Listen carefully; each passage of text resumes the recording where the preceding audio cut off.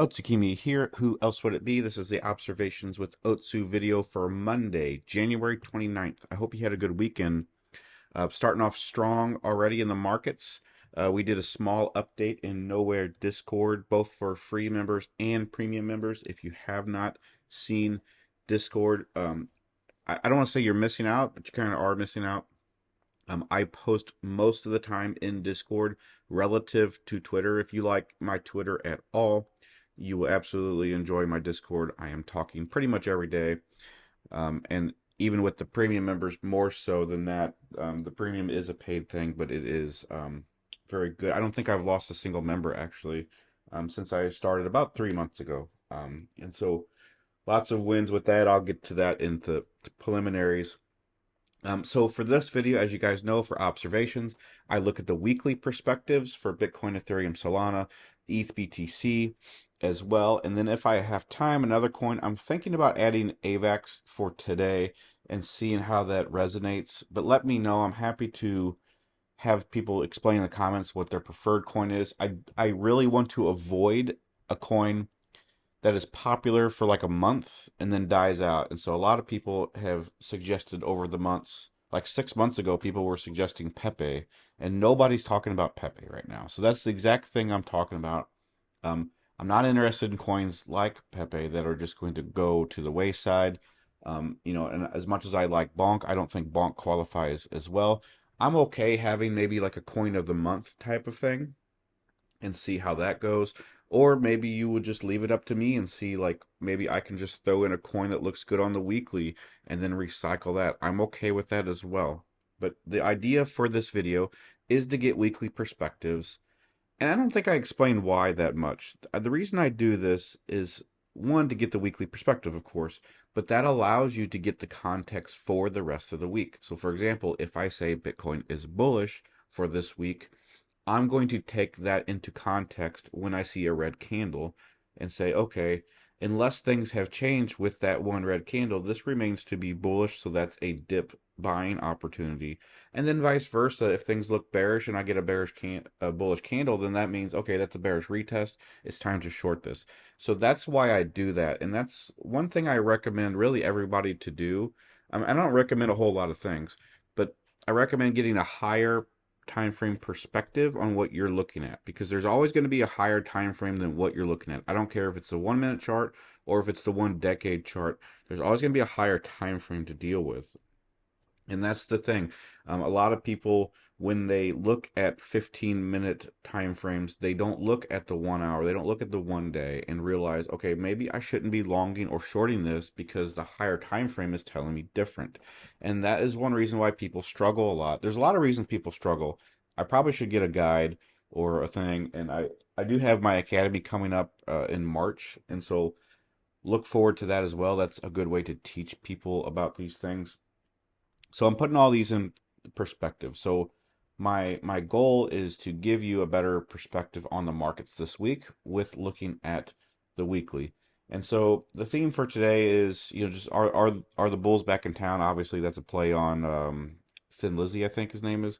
So with his song, and it's an older song, and I'm not that old, by the way. I just thought of it anyway. Stupid.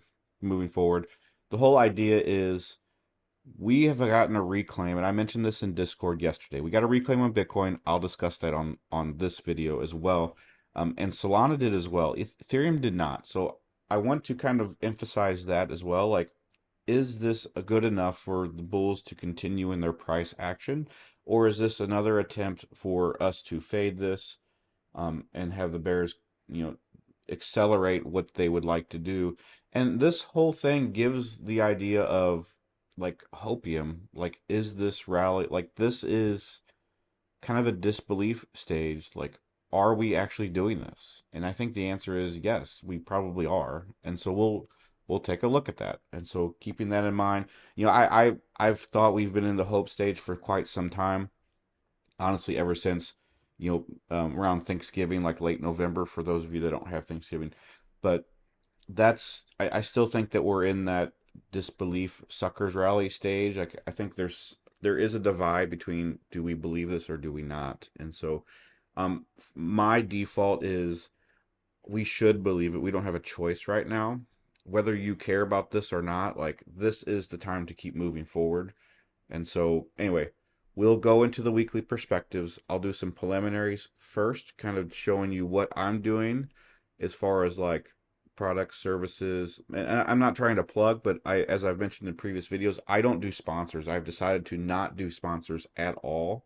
And in response to that, you can support me directly. If you decide to, then that there's things for everybody. There's things that cost really low, like $20 a month. There's things that are very high that support different tiers of support for different things. So we'll get into that. I don't want to plug all the time because I've gotten some negative feedback with that. Like, Otsu, you sound like a commercial now. Like, well, I understand that. At the same time, I'm trying to isolate those things and at the same time make sure, because my thing with sponsors is most of these sponsors just suck. Most of them do. Even I know reputable people, and this is not they're not me, so I can't say anything, right? But I know reputable people that just shill ref links, and that's not a bad thing. But I know people that probably could do better with the sponsors that they get or whatever. And so by and large, sponsors behind the scenes are really being very nitpicky. They're going to exchanges in particular are going to more of a commission based model. So like when I first started in 2017, let's kind of actually let's forward that to maybe 2019. You could get cash deals. I know people that had gotten 5 figures a month from one sponsor, and they would have 5 sponsors. And so that was very common, and they would get cash deals. So let's say they drop like 16 grand, like this person gets, or 10 grand. This person gets 10 grand a month. You know, my biggest sponsor that I worked with for a client of mine on my business got like 7 grand a month. So let's say they get 7 to 10 grand a month, and then they do X, Y, Z, and most of the time that person under delivered, um, but that was outside the bounds of the contract, right? And so not trying to get into this too much, but now a lot of these sponsors are doing things differently. They're not doing cash deals. They're saying, hey, if you get us for like Reflinks, for example, for every 100 people you get us, we will give you X amount of money. And so that's the thing. They're going to look more of a commission based, like work as you go based, and that's turning off people that are accepting sponsors, and I understand why, but at the same time, that's also making those sponsors less money. And so it is what it is. That's just the name of the game. I personally don't like to participate in that because I don't want to shill you something. The thing is like I have my exchanges. There's BingX. That's my exchange. I can give you a ref link. I don't normally dish it out, but I can give it to you. But the thing is, even big exchanges, am I going to be using those exchanges in 2 years? You know, and so let's be honest, the only reason I would be shilling you an exchange is because I am sponsored or because I'm getting an incentive like trading fee. Like I can give you RefLink right now that will give me 40% of your trading fees. And your trading fees stay the same, so you don't get charged any extra or whatever, or you don't get paid any more or less. And so I just get that instead of the exchange. But at the same time, am I shilling it to you just because I'm getting money? Most likely, yeah. And so, and I'm talking about me as just as a person in general, not as me as Otsukimi. So that's the thing. That's why I default to I'm just going to cut out the middleman. There's going to be no sponsors. I know how to code. I know how to trade. I am a strategist and I own my own company and I got all these things. I know how to make nodes, things like that. So if I'm able to make a product that helps you, then that's a win-win because one, I can help you with something, whether that's my Apex Academy, which is coming up. That's a boot camp. That's an 8-week boot camp academy. I also have 4 different scripts of different sizes. There's ones that are for pro traders. There's ones that are for basic trend-based trading. There's some that are more training wheels-esque type of trading. So I got one of each basically. I have a bot service that's coming up, so that's a smaller thing. And then I got, Knowhere Premium, which I kind of advertise as more of an assistance program. Like if you have trouble let's say you have a full-time job or something, you can't always access the markets. I'm here. I work full-time crypto. Also got my own business, and the thing is, I'm looking at the charts every day. You get roughly 15 minutes of video every day, which is more than what most people will watch. And then I cover usually about 20 to 30 coins every week. Many of those are profitable. I have a trading portfolio that averages about 25% every month. Um, and we just made that quota last week, about 2 weeks ahead of schedule. So we're doing pretty good. We're gearing for about 50% this month in January alone. And then um, small caps. We're doing small caps where I've for the past 60 days, I've kind of focused on Solana tokens because that's the hot ecosystem. We looked at some BRCs. We've done private videos. Portfolio management is kind of what we're focusing on for the past month. So you have that as well. And then I also set up an Eigenlayer node, and I showed my premium members how to set that up. Okay, and so all of that's a very low fee. The premium is actually my lowest monthly um, quote unquote charge. And so it's a way to kind of like broadly assist people in the markets, because that what I do for my normal business is basically I'm a very good assistant basically. Like I work with people. I don't know if you guys even know this. Like I work for people in the crypto industry that have 7 figures or more, and I assist them with very heavy things. Like I was just helping my top client last week set up a node for them, and I can set them up a node, okay? And that's they provide all the resources, things like that. And so it's very cool business actually. But at the same time, that's just my nature. Like I like to help people, and then if I'm able to help you get where you need to go, and you respond by you appreciate my value by giving me just a little bit in return, monetary wise, then it's a win-win for everyone. So that's kind of how I do that. I don't like sponsors. It's just another thing to go wrong or thing to change. Anyway, that's quite the ramble, I should say. So we'll get into the swing of things. Bitcoin, Ethereum, Solana, weekly time frame, ETH, BTC, AVAX towards the end of the video. Um, and I'll discuss kind of the theme as well. Yeah, so we're kind of back to business after now that the holidays are officially done. Yeah, let's get started. Now, for preliminaries, I'm not going to really focus too much on it because I spent a lot of time just explaining the services and things I have, the Knowhere Premium, the scripts, everything like that. I'll leave links in the description. It's the only thing I'll emphasize on that. Again, I'm not here to just sell you on these things. These are ways to support me and ways I can support you. And then there's an exchange of value in between. And so with that being said, that's pretty much all there is. I got as far as the timeline goes, I am going to increase a lot of my content on Twitter, and I'm going to do more video content on Twitter. You're going to see a lot more free stuff as well because of that. So I do want to mention that. And I know I've been a little off screen on Twitter.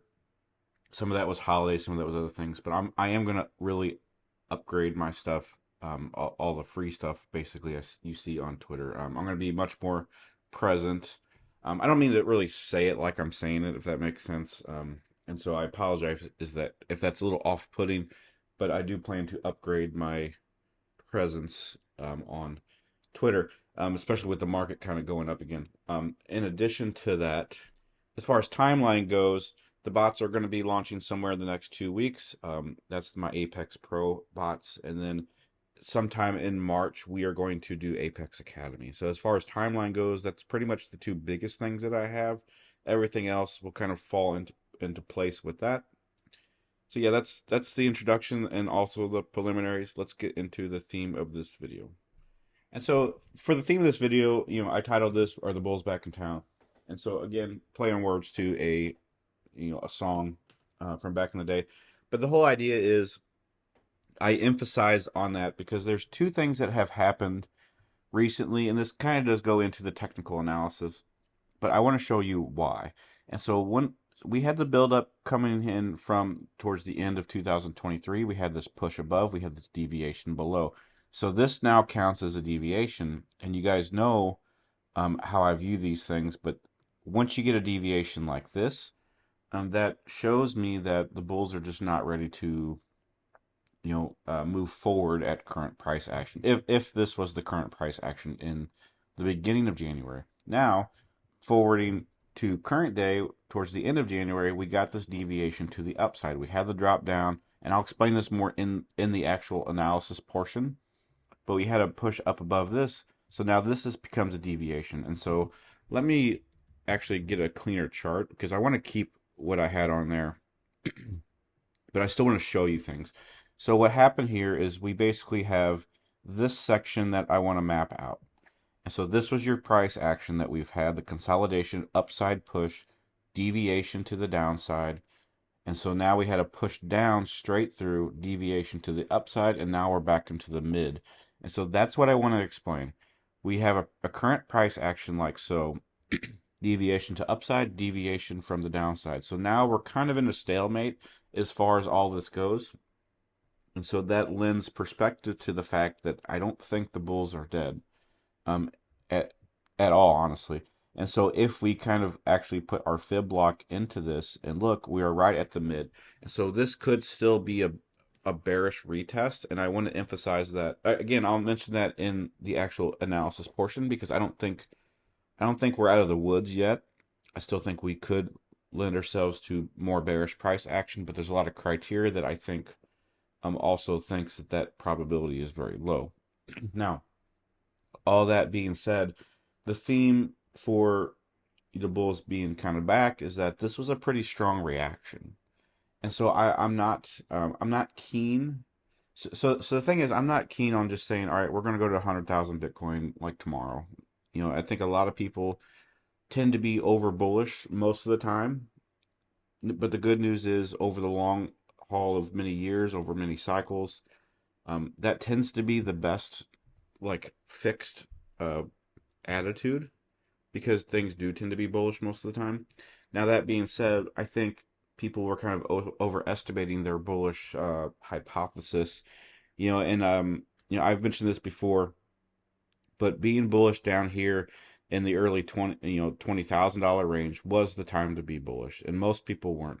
Most people weren't bullish at here at all. When I first bought, a lot of people were very doubtful at this range, this big consolidation marker, and now people are very bullish right now. I think the average person is probably 10 times more bullish than they were at half the price, which is really strange to me. And yeah, obviously that's how market psychology works, right? But the thing is, where were these people at 20,000? Like I'm very hard pressed that the average person is getting the gains that they would have gotten on 20,000 if they just would have been here, right? And so that frustrates me as a person, not as a trader, because I was in this pretty early. Now, keep in mind that being early doesn't mean you're going to be making money either. And so, but it's really strange to me is like, where was this attitude last year when I was getting ridiculed for my price, decisions? And so, anyway, that's just part of it. I don't take that personally, but that's just part of it. So now we're kind of in this zone where, is this a legitimate move? Is this going to continue to go up? And so I think with this current weekend price that we had, I think there's a good reason to think that I think we could at a minimum chop and consolidate longer. And I think this matches well with things like the Bitcoin halving. I know a lot of people that's a very controversial thing this year, which I think is really dumb.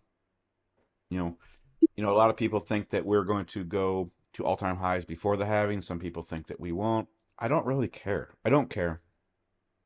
Mainly because the last thing that we need is just to have a new narrative that we need to speculate about and people get angry about and people unfollow and block people about. Like, all that is stupid, okay? Your life, your trading life, and your personal life is much more than some random crypto Twitter person that you may or may not know. And I know people, I know good people on both sides. I shouldn't say good people per se. Like, people that I've known for a long time, I have on opposite sides of this. I know people that think that the halving is going to be exactly like it always has been. Okay, nothing's changing. But I also know some good people that are some profitable, you know, very present people on Twitter that believe that this time is different. And but they wouldn't put it like that. I don't think I would either. I'm not on either side. That's the thing. Like I don't why should I pick a side? That's my point. And so I'm going to look at what the charts say, and both parties, both of those parties, the people that believe the halving will be different, people that believe it'll be the same, both agree with me that just to follow the charts. And that's the thing. Why should I make this more complicated? And this goes into people's trading mentalities. Okay, I got some people, there's always going to be people, yes, I said some people. There's always going to be people on Twitter, always going to be people in Discord where some people are going to be more emotional than others. And that's look, I'm not dogging on that, okay? But one of the biggest common denominators about people that are more emotional for trading than other people is that they have too many variables that they are considering. And so if you're only looking at one thing versus looking at 10 things or 20 things, that 10 or 20 person thing, the 20, the people that are looking at 20 things is going to be more emotional because they got more variables to consider. And so there's nothing wrong with more variables, but if they're not leading to solutions, you need to cut those out, you know? And that's one reason, like going to like the work hustle mentality. Some people, it's just as simple as waking up, making money. Like they go to work, they make their money, they don't spend it, come home, they got money in the bank. Okay. And that's how they do it. Other people, they got other things. They got bills to pay, all this other stuff. That's why, like, sometimes credit cards is not the best idea because that's another variable of things that you have to pay that you wouldn't have to pay. Because if you got 5 credit cards, well, that's 5 payments that you have to make that you wouldn't normally otherwise make. Now, if you can handle that, if you got the cash flow, it's no problem, right? But if you don't, that makes it complicated. So that's kind of what that's I don't know if it's the best example, but that is a example to work with. The more variables that you have, the more complicated it will be, and that's where you just need to trade very simplistically, as simple as you can. And that's the thing. I think Loma even mentioned this over the weekend. Like some of the people that he's seen have traded the worst are some of the most complex people as far as everything that they track. And some of the best traders that he's seen are people that are just vibing. They feel it almost. And I've gotten to that point where I kind of just feel out the market, and I can explain it in about one or two different ways, or maybe three. Very, very rarely is it more than that. And so that's where you need to go. You need to simplify your process. The problem is that once you start, everybody starts as a beginner, right? You need to make it more complicated to learn. That's the hard part. Is that you need to know technical analysis. You need to know all these other things. But then once you get to a certain maturity point, you actually need to regress that, and weed out the things that aren't helping you. Okay, like I used to use I don't know how to say it actually. I don't know how to say the word the Stotch, and the Stotch RSI. I used to use both. I don't use any of them anymore because they never helped me that much. They did at some point. I think every indicator can help you at some point, but the ones that helped me the most while doing the least amount of work was Arun, RSI, Awesome Oscillator. Those three. And that's it. Sometimes I use EMAs. So what I'd usually do is I have them set on alerts, and it's usually the big ones. Usually it's like daily time frame or higher. I don't really mess with lower time frame EMAs, because a 50, a 50 on the daily is like, the 200 on the 6 hour or something like that. See what I'm saying? Like you can do the math with that. And so I don't have to worry about that. And then in addition, I just use order blocks like I do here. I use Fibonacci order blocks. They tend to work well for me. I don't use golden ratios. And then I use divergences. That's it. That's all I use. And honestly, I teach that very extensively in the academy. And then I use certain other patterns as well. But the thing is, it's not as hard as you think it is. The hardest part is the risk management. The hardest part is maintaining your emotions while you trade. There's nothing worse for me. One of the worst things for me is making a trade before I go to bed. Still, after 7, 8 years, it causes me problems. It makes me uneasy, I should say. And the thing is, I don't set limit orders. I perform better with market orders. But that's where my criteria comes into play. Like I set my stop losses where I know almost with certainty that those stop losses should not get met. And if they do, they'll get wicked or something like that. So that's the thing. You have to prepare. You have to have a bulletproof strategy. With all that, the easiest part is finding out where to buy, in my opinion. The hardest part is finding out how to hold this trade to a certain point. So like the market's pretty good today, but I've only had one trade actually, and that's okay. Sometimes that happens. That this is not you need to stop telling yourself that you need to be in every green day. Okay, that's stupid. It's very very very very stupid in my opinion. And anyway, you get a lot of criticisms from that, especially like people like me or other people, influencers that I do know, where it's like, why didn't you tell me to buy when the market is green? Well, it's going to happen.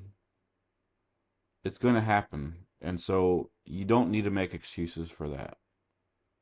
Okay, if you knew everything that was going to happen, you'd be you probably wouldn't even be on screen. I mean, if you can predict the future, I don't know. I'm just saying. So anyway, the theme, however, is knowing that I think with this reclaim, we need to keep it simple. With this, with the high, we got that rejection.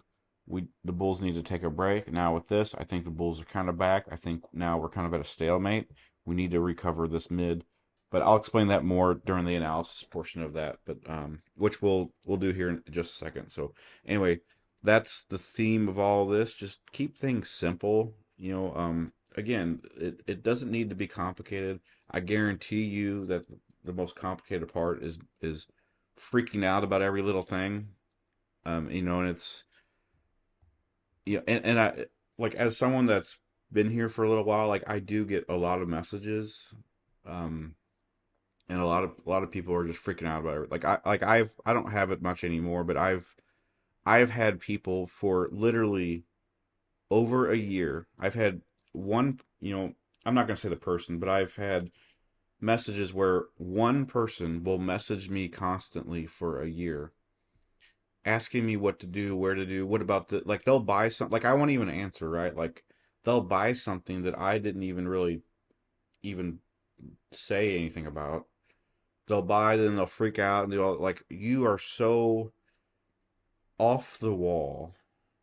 And again, I'm not criticizing anybody when I say this. But the thing is, you need to manage those trades for yourself. Because at the end of the day, I can't help you. I can only tell you what looks good. I can't tell you how to trade if you have a family. I can't tell you how to trade if you got extra jobs, if you got extra money. Are you 20 and single? Are you 45 and married? What are you doing? Are you saving for retirement? Do you have credit card debt? Do you have a house? All those things play into effect where that matters, because the person that is 45 or whatever, the person that's in their 40s and struggling might have to trade differently than the person that's 20 and has extra money to dispose of. See what I'm saying? Like I think if you are 20 or 25 without any sort of care in the world, and you have extra money, I think that you can take on more risk than the guy that's twice your age and has 3 kids. See what I'm saying? So anyway, that's the theme. Going on to the analysis, starting with Bitcoin on the weekly. All right, so let's go ahead and go to the weekly on Bitcoin. Kind of take a look at this first. Get rid of all this for now, and then I'll go back to the Coinbase chart on the daily. Pretty much relatively the same as far as what I'm going to cover in the video.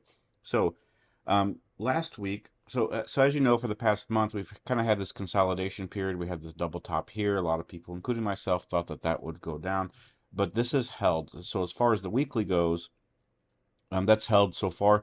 But we'll look at this because this had the drop down, had the recovery. In the last week's candle, we had a major drop down and a major wick recovery. So this is pretty good. I like this overall just by itself. Um, Now that being said, we also have a bullish consolidation, very wide one, or bearish consolidation, I should say, very wide one.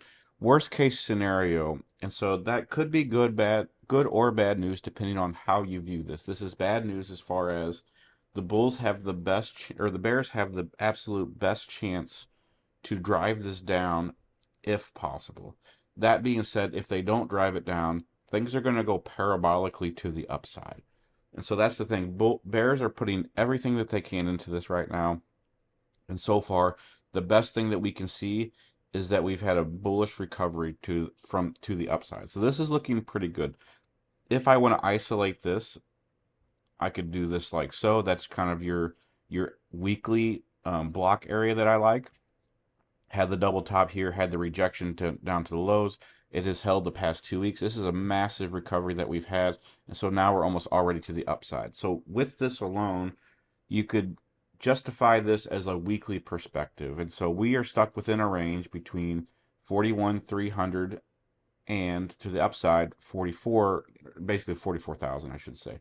And so anywhere between this, 41,400, or let's just round it down to 41,000 to 44,000. That is your weekly range. And so, with that being in mind, in mind, I should say, I'm kind of stumbling on my words right now. If you are not bullish enough and you want to be, I think waiting until 44,000 is not a bad idea. Waiting until this weekly recovery up here would probably be the safest scenario. And I put an alert there just to kind of give you a reference point of that, because that would justify everything. And so you can look at this one or two ways, and this is why I focus on the theme with a little bit of simplicity in mind. Is I could complicate this, right? I could long this now. I could wait for a low time frame grab, blah blah blah blah blah. I could make this really difficult for you, or I could just say long above 40,000, 44,000 a weekly, or short below 41,000 on the weekly. Simple as that. It's like two if scenarios, right? And if none of those happen, don't do anything. It's simple as that. And so one of these things, that's why people kind of freak out with this green right now, is like, hey, everything's going green. I should have been longed. I should have longed something by now, and I haven't. And I'm missing out. Blah blah blah blah. And then you long, and the next day is red, and then you lose out even more, and so you're double frustrated. Then you blame the market, or you blame some influencer, you blame something else besides your inability just to be patient. And so that's kind of how I would play that. Play the break of one of these. It's as simple as that. And if I miss a trade, you just look outside that range, right? Like if you didn't long the past 24 hours or even the past 72 hours, that's okay. You can wait, you can zoom out, you can look at another trade. There's always another trade. I know that's a cliche thing to say, but it is true. So that's kind of the weekly setup for that. Now, as far as everything else, like I said, Aaron has a bearish wedge. That's the maximum bearish potential that we can get. Right now, it's doing nothing, so that's good. And so AO is kind of in a bearish scenario. RSI is not bad. I mean, we did have a divergence set up, and it looks like it actually played out, and so it recovered really well. So that's the good thing. We do have a hidden bull consolidation, which means that we should chop. We shouldn't. I've mentioned this before, but hidden bull divs do not mean that things are bullish. It just means that we're going to nullify that divergence just a little bit, go into a chop scenario, which we currently are doing. And so I think this looks a little easier. I'm going to go to 3 day. I don't normally do that, but going on the 3 day, you can kind of see where this could be forming as a reaccumulation pattern.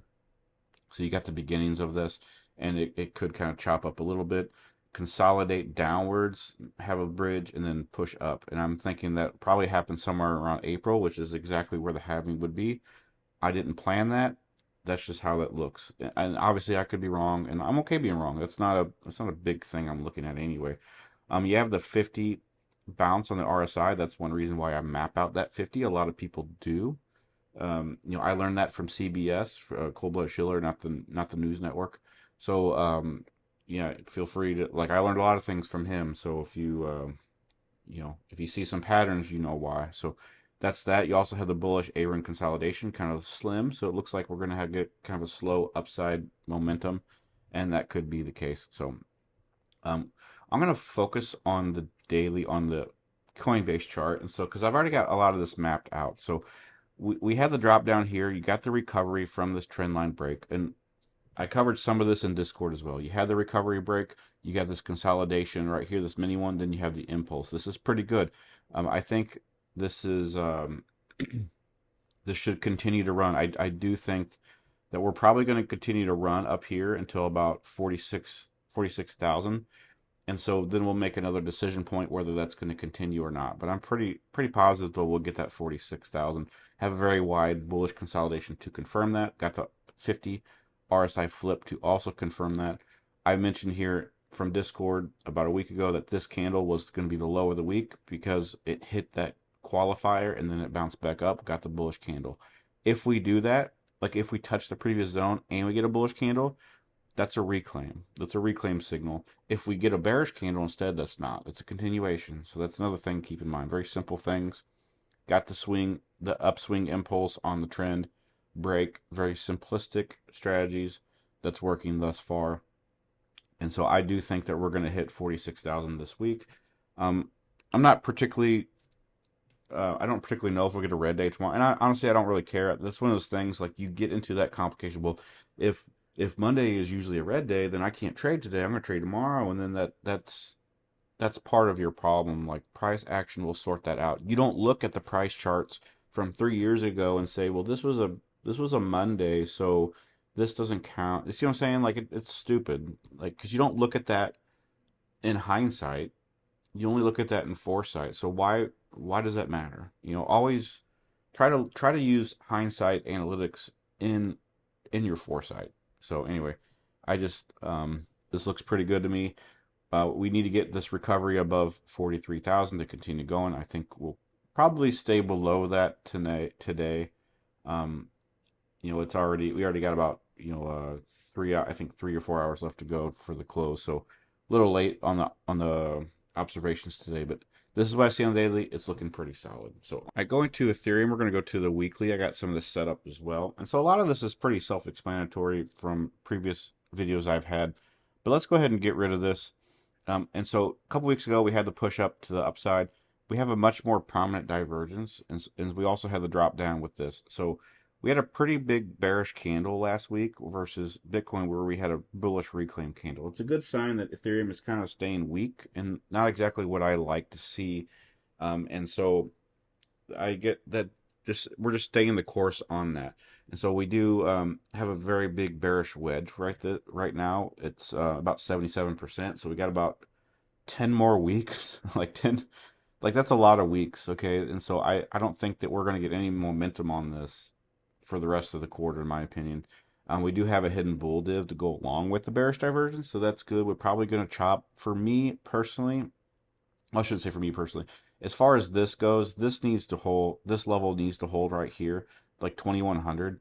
Um, we can't really drop below that, in my opinion. If we do, I mean, we can, and it still would be okay. It still wouldn't be the best, but this is where I really think we need to hold. We need to absolutely hold the 1930 range to 2050 range. I don't see I don't see anything good happening if we break below that. That's a very critical invalidation that would happen. That would pretty much cut out Ethereum's price action for the next 6 months. And so I don't think that we'll do that. Honestly, I don't. That doesn't seem like a probable scenario. It just seems more of like a possible scenario. So we do have the rejection here from the weekly from the previous order block. So that's one reason we're getting that rejection. We need to get to 3,000. Right now we're doing okay. I mean, we're not doing that great by any means, but we do need to hold this zone, which looks like we kind of are for now. So we need to for me, we need to reclaim this 2390, basically just 2400. Get that reclaim on the 50, and then I'm interested in the longs at that point. So that's pretty much Ethereum on the daily. There's not really much else to say, and I'm kind of disappointed overall because it's really lacked in its performance. I think I've been a big proponent of Solana, which we'll cover here in a second, that I do think Solana will get really close to flipping Ethereum. I don't think it will. I think it's too young yet, but I do think the potential to make money on Solana is 100 times higher than Ethereum. Ethereum is a very mature coin that's doing a lot of stuff, which is great. I'm happy for it, but it's one of those things where the dog has already chased the car and the car has stopped. And so the adventure with that is gone, and you can see that in the price action where people are interested in Solana, people are interested in the BRCs and ordinals, things like that. Ethereum is kind of taking the back seat, and it's getting close to being locked in the trunk of the car, to be honest with you, because it hasn't been doing much at all, and Solana and Bitcoin have been way more in charge. We do have a wide bullish consolidation to kind of go along with that bounce, but we need this 50 reclaim. And so Ethereum, it's okay. In my opinion, if you want to hold Ethereum, I really think that you should use it to like stake other things. I'm not the biggest staking fan, but when it comes to doing nodes and making, and I made a node last week, most people use Ethereum to do that, and sometimes it is testnet, but overall, that would probably be a better use of your Ethereum, instead of just holding its spot for now, because you gotta look. I normally wouldn't say that, but over the course of what is it? I mean, even since like April of last year, it's only up 8%. Let's just say 10% to be generous. That's very bad. That's very bad. So, and even I mean, I know I'm kind of cherry picking these tops, but from a year and a half ago, it's only 18% versus we have a much bigger one here versus last April to now for Bitcoin, which is 42%. And then we'll go on Solana here in just a second, but April of last year to now is 288%. So you can see where that big difference is. Very, very big difference. So that is Ethereum overall. Disappointed. And the price action doesn't look that great with the wedge and the divergence. I don't see this. I mean, if you want me to simplify this even more, like similar to how I did with Bitcoin, this is the range that I'm looking at right here. And so I play this a little bit bigger. I'll probably shorten it right here. I play this a little bit bigger, because Ethereum isn't really doing much. If we don't break above 2,500, I don't care about this. Okay, and yeah, we're only $300 or $200 away, but we've been in this range since Thanksgiving, like November of last year. So like we're on 60 days basically of nothing at all. And so if we can play that break, I'm interested. If not, I don't really even care because there's plenty of other coins that are doing better than this one. So on to Solana. All right, on to Solana. Going on to the weekly here. I had this wedge marked out. I think I'm just going to get rid of this and redraw it for you guys. So we had a high about a month ago or so at 112 on the weekly. Or last week, I should say, we had a pretty good recovery similar to Bitcoin. We noticed this a little bit in some other ones. We had the recovery very similar to Bitcoin. We have the wedge. The wedge is already played out to about 62%, so we're about halfway there. Once we get below 50%, there's a higher chance that this could bounce even more. And so overall, that looks pretty good. The RSI is still, just fine. We have no divergence, unlike other charts that we've had. So looking pretty solid. There's two things I want to map out here on the weekly before we continue. Actually, three things. The first thing is going to be this weekly marker right here. And so there's a way to kind of do this. It really just depends. Like the way that I want to do it is you mark this here, this wedge, because it's the middle of this previous one. You mark down here like so, and you kind of have that structure. Now, it's one of these things like, as much as I want to force this, I can't force the mid. I would love to. Sometimes it doesn't happen like that. It's completely fine. So that was a deviation for me. Not necessarily a pure deviation because you need to have a gap. But this was this is a deviated rejection, I should say. And so we need to recover this mid. I'm not 100% sold on Solana for continuation until we can break that 108 and hold above that. And so far it's looking pretty solid to do so, but there's a lot of time left on the time frame. But it is above the 100, so that's pretty good overall. Another thing that I want to look at is another deviation or another fib block where this one, keeping this one in mind. So here's what that looks like, and so you have it like so. Let me kind of get rid of this overall. You could also, I mean, I probably more likely to put it above here, but either it doesn't really matter either way because we broke above the mid in each of those. And so even with this one we did. So this is looking pretty good. So I like this overall. Another way you can also look at this is by viewing it with this. Here's your new range. Okay. And so again, you got this marked out at, 113 or 112 and a half or whatever you want. That would be your play the range to break, like I mentioned in Bitcoin. And so I don't see any reason to sell this or short this unless we go back below the $89 range. And we're pretty much, actually, let me check here where we are on the mid. And so we're right on the mid, so we need to push above that. So we're on the mid of the mid, and so that's a pretty good scenario to be in. So anyway, if you want to play this much more casually, like super long spot, like just buying a bunch of spot and just waiting, I would honestly I would wait till about 113 to make that happen. So other than that, it looks pretty good. The third thing that I did want to look at, it's something that I've looked at before, but it's basically this wedge right here. So we're well above this now. We got that 78. I wanted 78. I got 79. I guess that's good enough. And so I'm not going to try to say that we're going to do that and then risk so much, risk everybody, thought process because of that. Like I would say that that did count as a retest that I wanted. I just was off by $1. So, and so that's kind of how this plays out. Looking pretty good. I think this is probably one of the best performing coins out there. And so I'll erase all of this here to kind of redo this again. So here on the daily, here was your recovery. Here was your liquidity signal. You had your gap, so that was a bullish breaker. We had the retest here from that flash crash from the fake news. Had that retest again. When we get that flash crash and we wake up, we usually do retest that, by the way. And so that's one reason why we got a little complicated pattern on the Aaron as well. It had a hard time deciding this. We got the drop down. We even got the recovery. We're almost where we were 2 weeks ago. And that's the thing. That's one reason why you don't want to just sell everything. You never want to panic sell. Okay. And so I'm not saying that you shouldn't panic sell. I'm saying like you shouldn't never put yourself in a position to do so. Because if you're trying to panic sell, that means you didn't prepare properly. For the most time, like black swans will happen. So there's nothing wrong with panic selling to protect your capital. I'm not against that.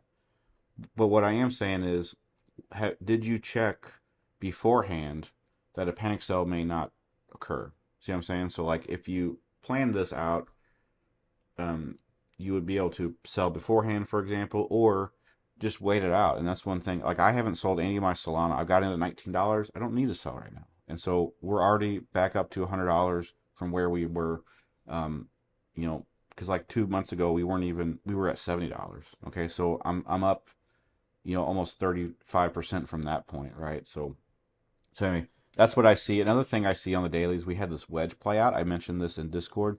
And so I always mention the Ethereum, Bitcoin, and Solana trades for free. And so one thing that I mentioned was this wedge here. We broke above that actually yesterday's candle, and we broke above. So that's pretty good. You should have been long already, according to this scenario. So you would have longed here. You would have had your stop loss somewhere in the middle. A lot of times I put it beneath the previous block, so somewhere like so at that low, and so you can target the highs or even the high of this closing candle. And so we're basically like a little over half of 1 hour, like 0.6, so nothing significant just yet, but that long has been activated, and so we'll see if this continues to go up. Looking pretty solid overall. I have nothing really else to say about Solana. The consolidation is going good. The RSI jump is going pretty good. This is very healthy, and I'm glad that it is because the ecosystem's doing really good. You had the Wind token that launched a couple days ago. You have the Jupiter thing going on. It's pretty much the ecosystem of crypto Twitter right now, which is pretty good. I'm glad that I got in. The Discord, the premium Discord, we got in November, and so we've been capitalizing very much so on most of this. So other than that, looking pretty healthy. I think I'm going to continue to go on. I'm going to do ETHBTC. I'm going to go back to that because I kind of forgot to mention it. And probably not much good news with that. Then we're going to go to AVAX to end the video. All right, so we're on ETHBTC, and one thing I want to mention is, so I joined crypto in 2017, and so one thing I want to keep in mind is that everybody was obsessed with the ETHBTC pair, and so one thing that I had noticed over time, and so when I started, I should say as well, USDC was not a thing. People focused on Bitcoin. People focused on, let's say, Litecoin, for example. People would focus on Litecoin versus BTC. They would not focus on Litecoin versus Tether. So they would look at LTC, BTC, and not LTC, USDT. Okay, but then when USDC came around, people started looking at the dollar pair, and so a lot of other, a lot of alts did. And in my opinion, that weakened the idea of ETHBTC and just BTC pairs in general. Like people don't look at that, and so I don't see a reason to look at ETHBTC as well as other people do. I think it's more of an old-fashioned, deprecated analysis. I never really did look at it before. A lot of people look at it as like an altcoin, run type of thing. I don't prescribe to that, to keep that in mind. But I do want to compare it, because a lot of people tend to do so.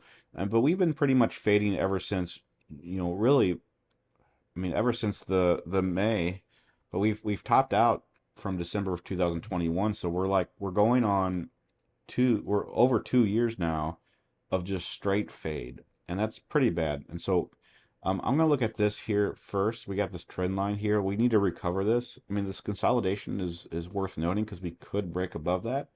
And I do think that we could get some Ethereum strength towards the end of the cycle. I do think that we can, but I think it's going to be much less this cycle than it will be in the previous cycles, mainly because not because it's not good, but because I think other coins are going to do better. So Solana in particular, I think, is the main thing. And I've mentioned this throughout my history on Twitter and things like this. Like I think your R&R is going to be better with.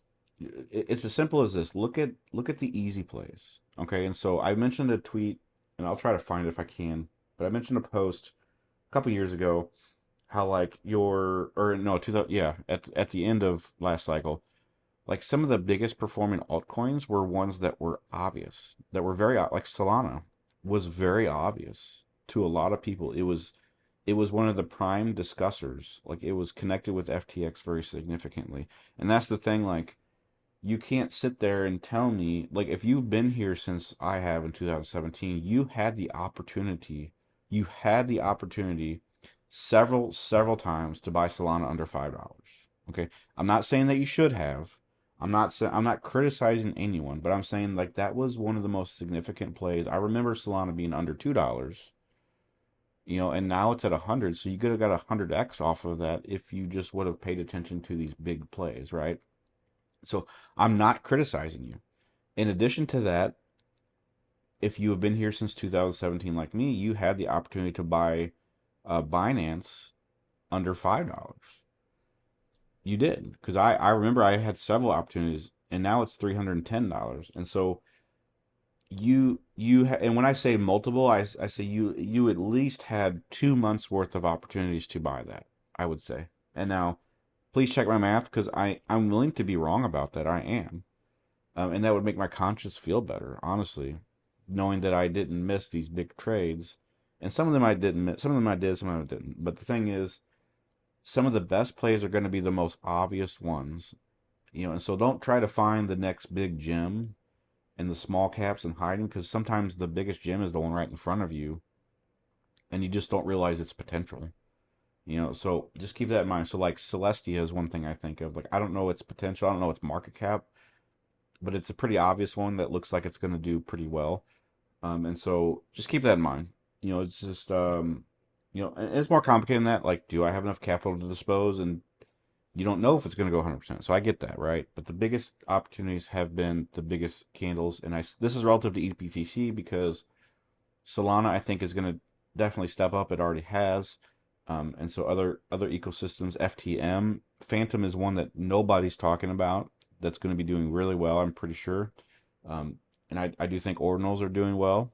I think that's going to be obvious, and things like that. So just keep that in mind overall. But this trend line here is very significant. If we don't break this, it just doesn't make sense to really care too much about it. I thought that we were going to break this. We do have a divergence, so that's good. We did break above this, and then we rejected, and so it's okay. But as far as you have this liquidity block right here, we are holding that, so that's pretty good. I do think that the reign of ETH BTC going downward could be over.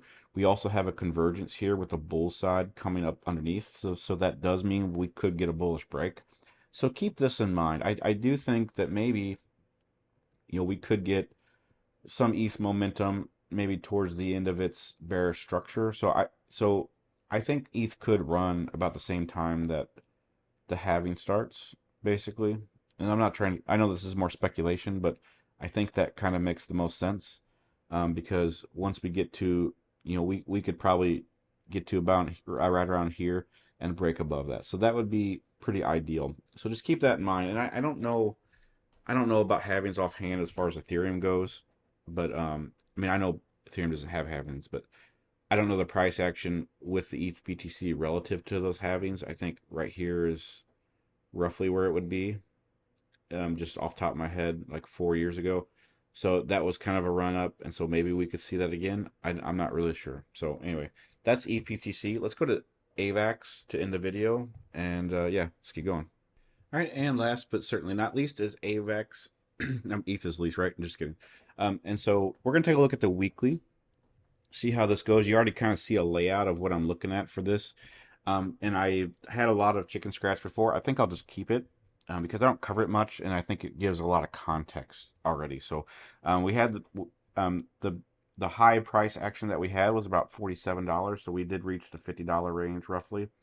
I think we just avoided it, and then we closed right around $47. We went below that. We kind of went down to 32. We actually kind of halved it very close to it, about 27. You can see my marker. I missed that.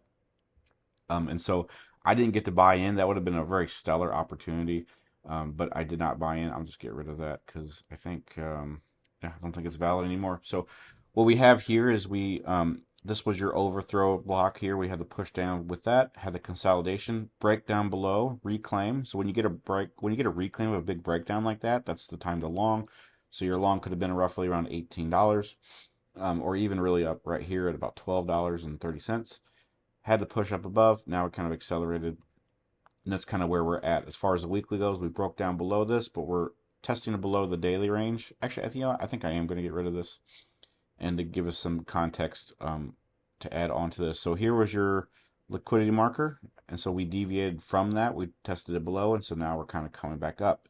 We need to get above $38.81, or basically $39, or really even 40, to kind of sustain this kind of rally, to be more than a rally. So you had the Aaron bearish wedge is at 56%. So it could start accelerating, but the bounce looks pretty good. So I think it could maintain. A lot of these are getting these lows, and I mentioned this last week briefly in observations with Otsu. It didn't. Not a lot of people viewed it for some reason, but there's a lot of weekly retests that occurred, and these worked out pretty good. So for this one, for example, we got the retest right here at 28.29, and so that was a pretty optimal range with that, right? And so, Bitcoin didn't get that retest, but a lot of other altcoins, a lot of altcoins did, and so that's just worth keeping in mind. So we need to reclaim that, for the weekly. Going on to the daily, here's what this looks like. We I think we had kind of a wedge. I didn't really plan on it too much. I don't think I really prepared for that, but that was a very shallow wedge that worked out pretty good. And so it's as simple as that. You get a wedge play, you play the break of it. You also have the bullish cross, so that's pretty good. You also have a RSI cross on the 50. This is pretty solid. And this is one reason why I picked AVAX today, is because I think of all the other altcoins, AVAX will do well. I don't think the ecosystem is as good as Solana. and but AVAX is a really good excuse me.